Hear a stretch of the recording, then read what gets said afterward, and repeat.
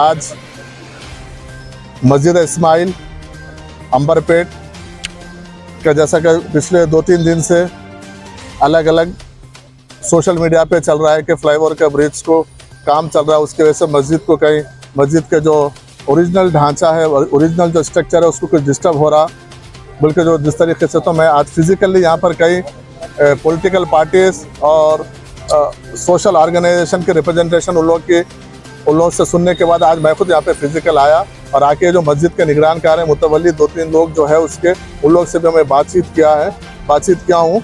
उसमें एक कोर्ट का डायरेक्शन भी है कि मस्जिद के जो मेन फ्लाईओवर है, मस्जिद के मेन फ्लाईओवर, ये मेन रोड का जो फ्लाईओवर है, इससे मस्जिद को कहीं पर भी इससे कोई नुकसान नहीं है। यहाँ पर जो इशू आ रहा है सर्विस रोड को लेके इशू आ रहा है। सर्विस रोड जो बनना है, सर्विस रोड को यहाँ पे दूसरा कोई ऑप्शन नहीं है, या तो मस्जिद के बीच में से सर्विस रोड निकालना है, या फिर अल्टरनेट एक उसको एक टेम्पररी छोटा सा एक ब्रिज अलग से साइड में एक डालना है, या फिर इसको ये सर्विस रोड को डाइवर्ट करने का 3 ऑप्शन है। तो हम ये लोकल के यहाँ पे म्यूनसिपल के ऑफिसर से, पुलिस ऑफिसर से और हम यहाँ पे कॉन्ट्रैक्टर से हम बात की है।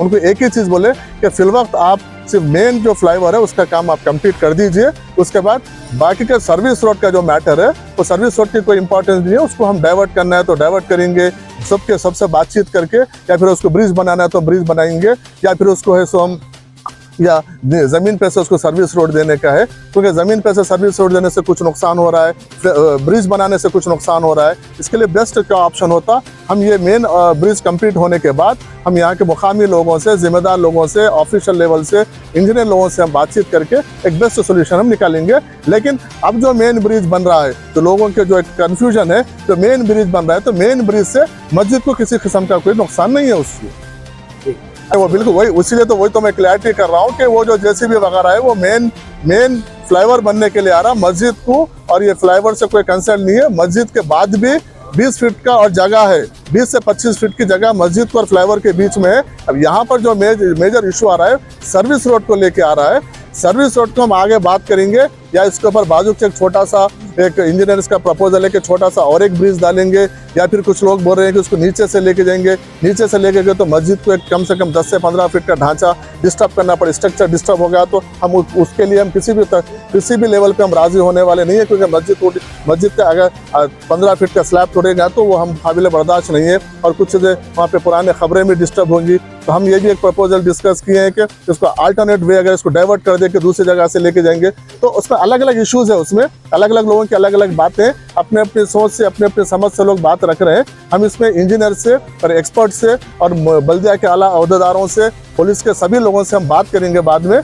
लेकिन अभी जो है मेन ब्रिज से मस्जिद को किसी किस्म का नुकसान नहीं है। और यहाँ पर जो खबरस्तान के जो खबरें हैं, खबरें हैं जो वो मुतवल्ली वगैरह के ख़ानदान के खबरें हैं, उसके बाजुक जो काम होगा वो काम के ऊपर यहाँ पे मुतवल्ली के ख़ानदान के लोग भी वहाँ पे निगरानी के तौर पर रहेंगे। और कॉन्ट्रैक्टर को खास तौर पर हिदायत दी गई कि जहाँ पर सेंसिटिव वर्क है वहाँ पर मशीनरी यूज़ मत कीजिए, वहाँ पे मैनुअल आप यूज़ करते हुए वो काम को बगैर किसी इशू के इसको कंप्लीट करने के लिए। और वो लोग भी बल्दिया के लोग, कॉन्ट्रैक्टर और पुलिस के ऑफिसरों के सामने हमको ये वादा किए हैं कि ये जहाँ पर सेंसिटिव मैटर है वहाँ पर हम मैनुअल काम करेंगे, मैनुअल काम करके किसी किस्म का भी हम नुकसान नहीं करेंगे। इसके लिए हमारी ये बातचीत हुई है सर। इस पे इसीलिए उसको मद्देनजर रखते हुए, उसको मैं पहले वो सब चीज़ को रखते हुए कि एडवांस में काम शुरू होने से पहले मैं यहाँ पे आके विजिट करके गया। और मैं एक विजिट नहीं गया, मेरे साथ यहाँ पर कॉन्ट्रैक्टर की तरफ से भी है, पुलिस के ऑफिसर्स भी है, बल्दिया के ऑफिसर्स भी है। उनके सामने हम पूरे, और आवाम के सामने, आप तमाम मीडिया के सामने हम सब चीज़ देखे हैं और सबके सामने ये बात की है कि ऐसे बंद कमरे में बात नहीं हुई है। वो लोग भी एश्योरेंस दिए कि ये ब्रिज से मस्जिद को फिलहाल कोई नुकसान नहीं है। ये ब्रिज के बाद भी 25 फीट का गैप है। अब यहाँ पे मसला सर्विस रोड का आ रहा, सर्विस रोड का ये जो मेन ब्रिज खत्म होने के बाद सर्विस रोड का आगे क्या है हम वो देखेंगे। और दूसरी बात यह है कि जो यहाँ के मुतवल्ली उनके ख़ानदान के लोग हैं, वो लोग कुछ पानी का, ड्रेनेज वगैरह का भी कुछ मसला है। मैं यहाँ बल्दिया के लोगों को बोला कि ये ड्रेनेज का, पानी का जो मसला है, बहुत सालों से वहाँ पे गंदा पानी आ रहा है, तो वो पानी का मसला हल करते हुए आप ब्रिज का काम कीजिए, क्योंकि एक बार ब्रिज बनने के बाद फिर वो मसला हल नहीं होता, मुसलसल वो प्रॉब्लम होता है। इसलिए वो पानी का भी हल करने के बाद आप ये ब्रिज का काम शुरू कीजिए। तो अब बल्दिया के ऑफिसरों वगैरह का ये तयक़ुन दिया है उन लोगों ने कि हम इसको प्रॉपर तरीके से काम करने के बाद ही हम ये ब्रिज का काम करेंगे। और जहाँ तक मस्जिद के पास जब काम होगा, यहाँ पर मैक्सिमम से मैक्सिमम यहाँ पे मैनुअल काम किया जाएगा ताकि खबरों वगैरह को कोई डिस्टर्ब ना हो। अगर उसके देखे कि उन्होंने बोलते रहे उनके वालिद साहब बनाए साइडलाइन करके आप अकेले कैसा बनते हैं पहले तो ठीक है ये दूसरी बात होती है। एक मिनट इशू वो नहीं है सर, इशू वो नहीं है सर।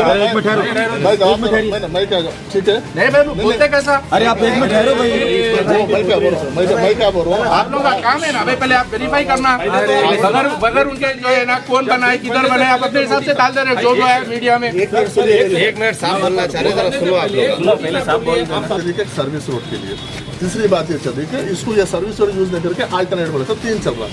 3 ऑप्शन में जो बेस्ट सूटेबल अपन वो बात करेंगे ना बस। अब आपका मकसद मेरा मकसद एक ही चीज है ना, सुनो मेरा मकसद है आप बोले मस्जिद बनाए, मस्जिद आप इतना आसानी से बोल रहे हैं कि इसको सब मस्जिद टूटे हुए तो कोई फर्क नहीं पड़ता, केवल आप ही बोले ना आपके अल्फाज से बोले पड़ता उससे। ठीक है सुनो तो मैं क्या बोल रहा हूँ, इसका बेस्ट सोल्यूशन ये निकालेंगे। अगर ये नहीं टूटे जैसा फ्लाईओवर ब्रिज नहीं आए जैसा सर्विस रोड कैसा आपके पास बेस्ट सूटेबल कुछ है तो बताइए आप। हाँ बताइए मुझे, मगर ये अगर ऊपर से अगर ब्रिज बनाना तो रहे वो बाला के पूरी मस्जिद नीचे डाउन हो जाती, उसके लिए तो आप अपोज कर दीजिए। आप कर दिए अपन मस्जिद का नाम 10 फीट गैप है मस्जिद और अब 10 फीट गैप भी आ रहा और उसके ऊपर पिलर सीमेंट से लेकर पिलर का भी ऑप्शन दे सकते हैं। पिलर तो नीचे पूरा ओपन रहता है, कवर को भी जा सकते हो, सब आ सकते हो, जरूरी है फुल भरना मटेरियल। ऊपर से कैसा आएंगे नीचे से वो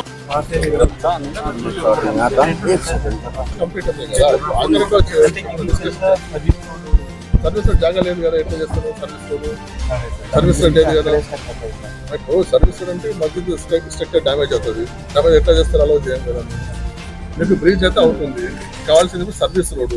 ఈ సర్వీస్ రోడ్ మీరు ఎలా ఏదో ప్లాన్ చేసి ఉంటారు కదా, అంటే సర్వీస్ రోడ్ జనరల్ గా అప్లై